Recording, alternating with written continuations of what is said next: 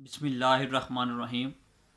अल्लाह के नाम से शुरू जो बड़ा मेहरबान है रहम वाला है। अस्सलातु वस्सलामु अलैका या सय्यदी या रसूलुल्लाह व अला आलिका व अस्हाबिका या हबीबुल्लाह। अस्सलातु वस्सलामु अलैका या खातमन नबिय्यीन व अला आलिका व अस्हाबिका या हबीबुल्लाह। मेरी वीडियो देखने वाले तमाम दोस्त अहबाब को मेरी तरफ से अस्सलामु अलैकुम व रहमतुल्लाहि व बरकातुहू। वीडियो स्टार्ट होने से पहले मैं तमाम दोस्त अहबाब से ये गुजारिश करता हूँ कि वीडियो को ध्यान से सुनें और सुनने के बाद इसको शेयर लाजमी करें। आज का ये जो हमारा अनवान है वो ख़ास तौर पर ये जो वैलेंटाइन डे पर यानी कि 14 फरवरी को जो गाना वायरल हुआ उसके हवाले से है।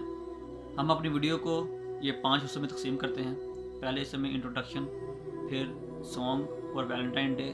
जो तीसरा हिस्सा है उसमें सेकुलर और ये जो लिबरल तबका है उसके हवाले से।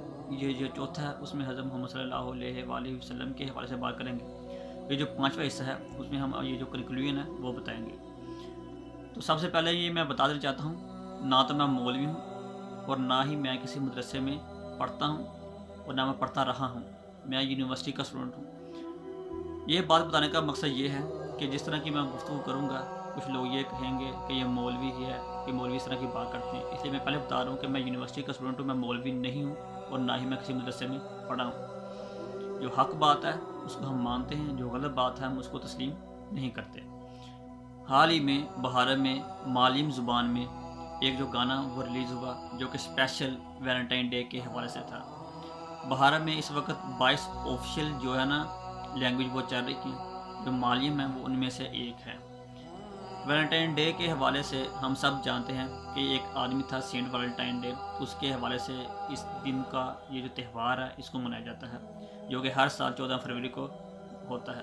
तो इसमें ये जो लोग हैं वो एक दूसरे को फूल देते हैं, जो लड़का लड़की को जिस तरह जो लोग आपस में मोहब्बत करते हैं, यानी कि इसको प्यार मोहब्बत का दिन कहा जाता है।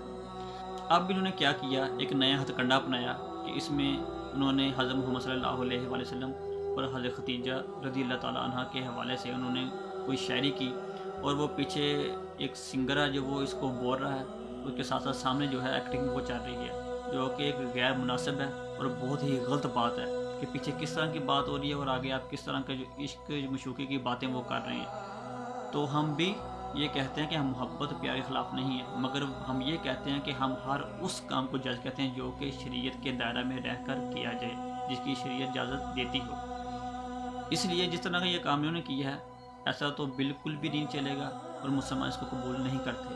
और दूसरी बात ये है कि ये जो गाना है, सॉन्ग है, इसकी तो इस्लाम खुद ममानत करता है और हमें कहता है हम इससे बचें। और अब हमें चाहिए कि इस गाने के हवाले से खूब एहतजाज करें और इसको बैन किया जाए। पाकिस्तान और इंडिया का ये जो सेकुलर तबका है वो ये बकवास कर रहा है कि ये जो 14 फरवरी है ये तो प्यार मोहब्बत का जो दर्ज देता है, प्यार मोहब्बत का दिन है।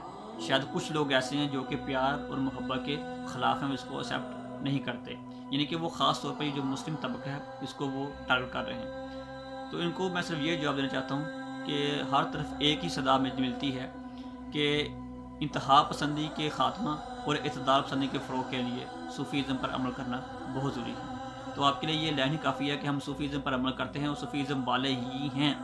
और हज़रत मोहम्मद सल्लल्लाहु अलैहि वसल्लम इस्लाम आपको सुना, जितना भी आपने काम किया, जो भी बातें हैं वो हमें सूफ़ीज़म अच्छे तरीके से अच्छे अंदाज से हम तक पहुंचा रहे हैं और हमारे लिए वही काफ़ी है। अब वो जो सेकुलर तबका वो इसको गलत अंदाज से पेश कर रहा है, तो इसके लिए मैंने डिस्क्रिप्शन में ये सब कुछ डाल दिया है। ये जो गाना उसका जो उर्दू लिरिक्स है वो मैंने डाल दिया, आप उसको खुद पढ़ सकते हैं और जिस तरह की वीडियो चलाई जा रही है आप खुद देख सकते हैं और फिर अंदाज़ा खुद करें और ख़ुद इसका मुआयना करें कि कौन ठीक कह रहा है कौन गलत कह रहा है। हज़रत मोहम्मद सल्लल्लाहु अलैहि वसल्लम नूर बरसम शफ़ी मुअज़्ज़म आपको अल्लाह ताला ने रहमतुल लिल आलमीन बना के भेजा, यानी कि आपको तमाम जहानों के लिए रहमत बना कर भेजा।